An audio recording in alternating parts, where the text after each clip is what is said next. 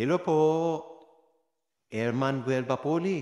Documented sa Pilipinas ang first case ng Mpox or monkeypox. Bakit? Ang Mpox ay nakakahawang sakit dahil sa isang virus na maaaring makuha through exposure to infected animals from one person through another by skin-to-skin contact, touching, kissing, intercourse, and even by talking through respiratory droplets. Pwede rin ito mapasa ng buntis na nanay sa kanyang sanggol at pwede ka rin mahawa through exposure to contaminated surfaces such as beddings, furniture, clothing, etc. Maaari ka magkasakit up to 21 days after exposure at ang mga sintomas nito ay lagnat, pananakit ng katawan, sore throat, mga malalaking kulani at makakati o masasakit na rashes na pwedeng tumubo sa buong katawan.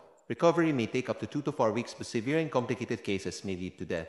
At hanggang may rashes ka ay pwede ka pa makahawa sa iba. So isolate and avoid contact with people around you to protect them. Treatment ng Mpox ay largely supportive kaya dapat pagtuunan ng pansin ng prevention. Wala pang mass vaccination na ina-approve para sa Mpox at binibigay lamang ito sa mga high-risk na grupo kaya kung ikaw ay may sintomas, kumonsulta agad sa doktor at sabihan mo mga tao sa paligid mo. Keep yourself protected, minimize social gatherings, avoid prolonged contact with other people, don't share personal items like clothing, towels, etc. Ingat po palagi. God bless po.